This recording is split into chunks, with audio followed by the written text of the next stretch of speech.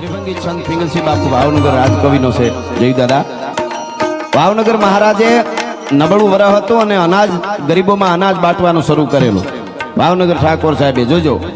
અને એમાં એમના અનાજ દેવાવાળા જે માણસો નિમેલા હતા, એમાં મેન માણસ હતો એ બહુ લોભિયો. અનાજ દે ને તો થોડું થોડું બાટે દે. પિંગલસિંહ બાપુને ખબર પડી રાજકવિને કે આ દેવાવાળો છે. હવે દેવાવાળા ભાવનગર મહારાજ ઘણા એવા હોય, બીજા દેતા હોય ને પોતાને ન ગમે એમ.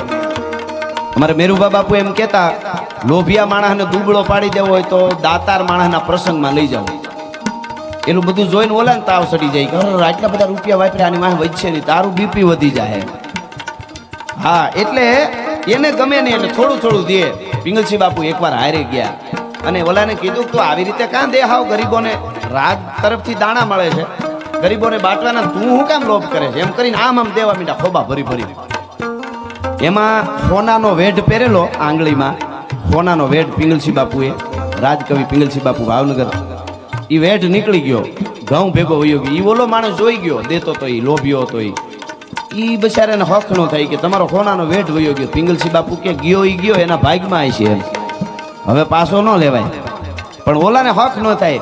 હવે એ ખબર ભાવનગર મહારાજને પડી એટલે બીજે દિવસે પિંગલસિંહ બાપુને બોલાવ્યા, કચેરીમાં બેઠા, ફોનીને કહી દીધું કે 8 સોનાના વેઢ બનાવીને લઈ આવે, મને મોટા થાય એવા લઈ આવજે. પિંગલસિંહ બાપુનું પર્સન શરીર હતું, એને થઈ જાય એવા લઈ આવજે એવું કીધું. અને પછી ઓલો ફોની આવ્યો ને ભાવનગર મહારાજે વેઢ પહેર્યા અને બધાય મોટા થયા. કારણ કે મંગાવ્યા હતા જ ઓલા પિંગલસિંહ બાપુ માટે, પોતા માટે નહીં. એટલે કે કવિરાજ આ તો મને તો બહુ મોટા થાય છે, તમે માપો તો. એ કે પણ તમારા છે ને મારે શું માપવાની? તો કે ખાલી માપો તો ખરા. એટલે આંગળીમાં પહેર્યા કે મારા બાપના જ છે, રેડી છે, પણ તમારે પાછા દઈને નાના બનાવો કે આ તમને નહીં થાય.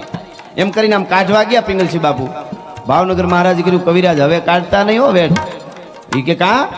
એ કે વેઢ થોડા કાઢે. અરે પણ તમારા છે, મારે શું કરવા? ને એ કે તો તમે ગઈકાલે ઘઉં બાટતા બાટતા ભાવનગરનો રાજકવિ એક વેઢ વયો જાય ઘઉંમાં, એ જો પાછો ન લેતો હોય તો ભાવનગરનો ઠાકોર કાંઈ તમારા વેઢ પહેરેલા થોડા પાછા કાઢું, આંગળીમાં પહેરી લીધા છે એ ભલા માણસ.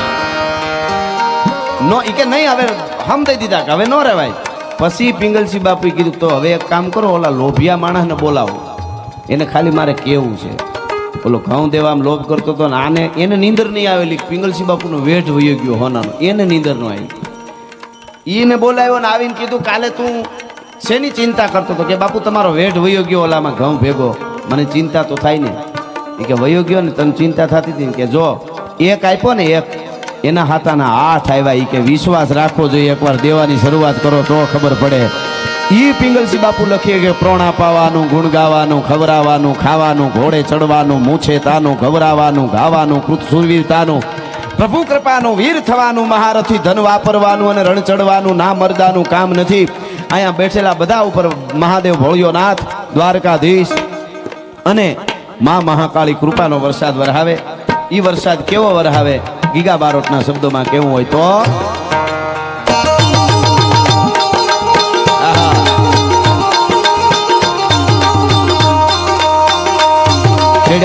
વાદળા કાળા ધોબલા ગંબારે જોગે દશ બોત રાતી માથે ઉતર્યા કરાર દાદુ ડીંગોરા મોરલા માથે વાહરી મંડાણી જડી હેત ધારા મેઘ રાજા મંડાણા ગપારા.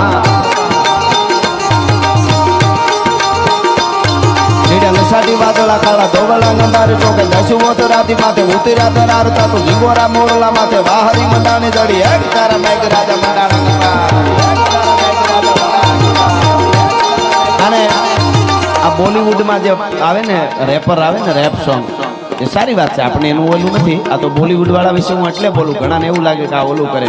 આપણા દેવી દેવતાઓ ઉપર, આપણા સાધુ સંતો સનાતન ઉપર 70 વર્ષ સુધી અને ઘા કર્યા છે ને, એ ન સહન થતા, એટલે અમે બોલીએ છીએ. અને હું તો અહીંયા નાતાઓ બહેનોની બહુ હાજરી છે, પગે લાગીને કહું માવડિયું, અઠવાડિયે એકાદી વાર્તા હારી જૂની સંભળાવજો તમારા બાળકો, દીકરી દીકરાઓને. અનુપમા ઓછી જોવાય કાંઈ વાંધો નહીં, કુંડાળા આપણને નહીં સમજાય.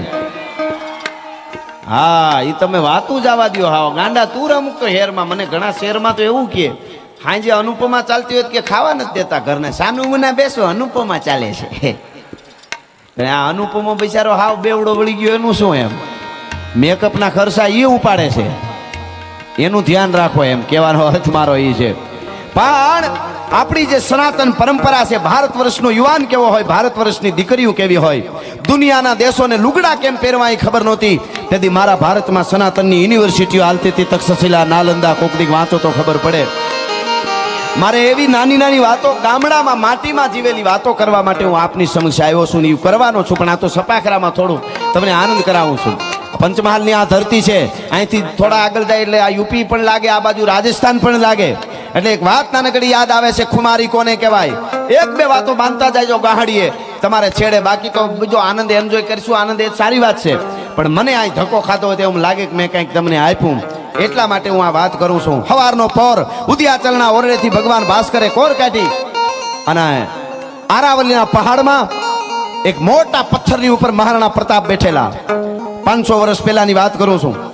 પથ્થર ઉપર બેઠેલા, બેઠા બેઠા વિચાર કરે, પોતાના પરિવાર વિશે વિચારે.